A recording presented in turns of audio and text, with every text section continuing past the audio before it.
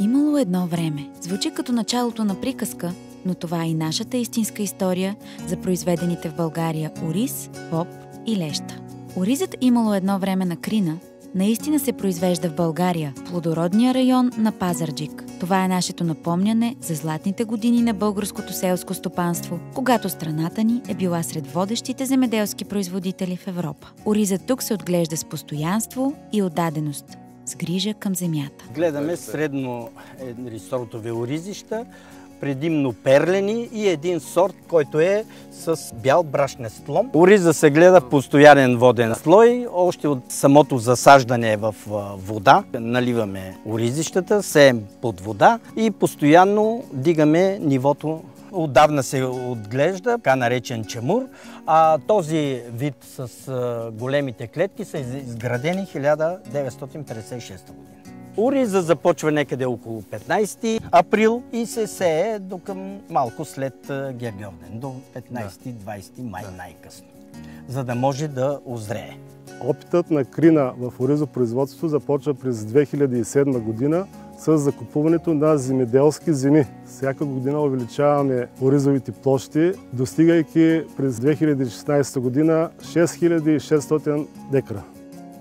Създадохме Имало едно време от Крина, за да възстановим българските кулинарни традиции и да ги предадем на следващите поколения. Не случайно, още от миналото, по българските плодородни земи се е отглеждала и леща. От Крина възстановяваме традициите по производството на специфични български култури, с които се приготвят рецепти от родната кухня. Българските сортове леща, наслада и илийна превръщат ястията наистина в традиционни, в национални. Имало едно време няма за цел да ни натъжи със спомени по миналото, а да разкаже за златните години на българското селско стопанство и да представи развитието на производството на тези ключови за националната ни кухня култури днес. Ние подаваме ръка на съвремието, като отделяме грижи в отглеждането на типични български сортове боб. За нас е важно да участваме във възстановяването на традиционни сортове, като добруджански и елексир. Намираме се в село Стражица, община Балчик. Тук в нашето стопанство отглеждаме всички подкултури, но най-вече български боб. И сега в момента с тук ореми подготвим площи за сева на прочи култури. Нашите площи са типични черноземи се наричат, са най-добрите, аз мисля, че в света. Българското земеделие има много силни години, златни години, но аз мисля, че в момента българското земеделие е в подем. Българският боб, особено тук в Добруджа, има вековни традиции.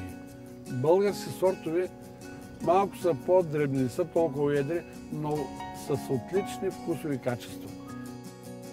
Ние от Крина вярваме, че съхранението на истинските български сортове, отглеждани от години по нашите земи, е мост от минало към настояще и послание, което да оставим на децата си.